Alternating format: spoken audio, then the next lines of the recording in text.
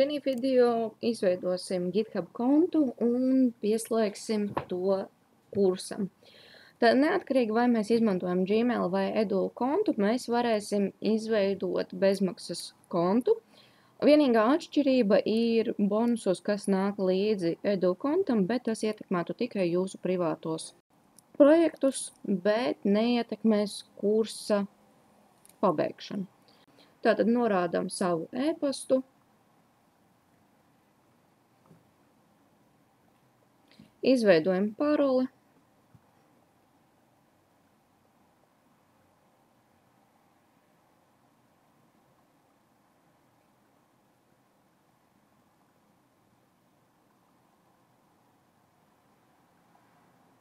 Izveidojam lietotāju vārdu. Vēlams vārds uzvārds, lai būtu nedaudz vieglāk, vai arī kaut ko, ko varam pēc tam norādīt.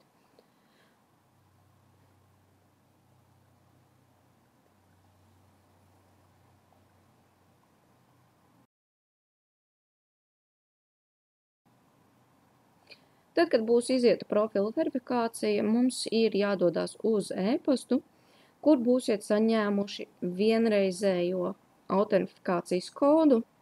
Kodu droši kopējam, viņš ir vienreizējs. Ja jūs veidojat ar Edu pastu, varat atzīmēt arī studentu, bet tad būs jāverificē vēl ar vai studentu apliecību vai ar informāciju no mācības sistēmas.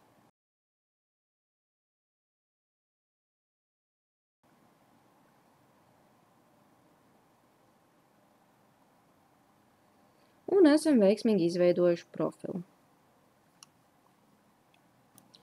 Tālāk ir nepieciešams paņemt vai lekcijai norādīto ielūguma adresi vai e-pastā saņemto ielūguma adresi.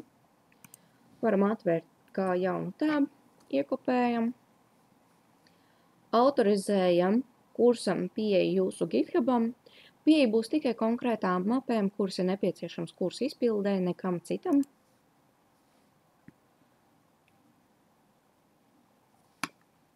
Apstiprinam, ka vēlamies, lai pasniedzēji var piekļūt visiem jūsu darbiņiem.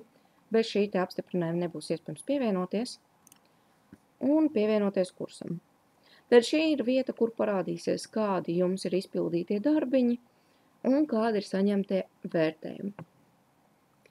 Attiecīgi lekciju materiālus varam apskatīties CS50 Hardvard Edu. Šeit ir visu nedēļu materiāli. Un kursa beigās jūs varēsiet iekšā certificats.cs50.io apskatīt savus certifikātus, ja ielogosieties ar GitHub, kur atkal būs pa jaunam jādod piekļuve. Bet šobrīd uzrādīsies, ka certifikātu nav. Informācija par certifikātu iegūšanu tiks atkārtot arī kursa beigās. Tad, kad viss ir savienots un apskatītas adreses, kurās jūs varētu doties, lai meklētu materiālu, jūs izveidosiet virtuālu darba vietu, kur strādāt ar Visual Studio Code caur cs50.dev, pieslēdzoties ar to pašu GitHub un autorizējot piekļuvi. Mācību projektiem visas instrukcijas ietver, kā lejupielādēt failus, izveidot mapīti, kurā strādāt, un kā arī šos te darbus iesniegt.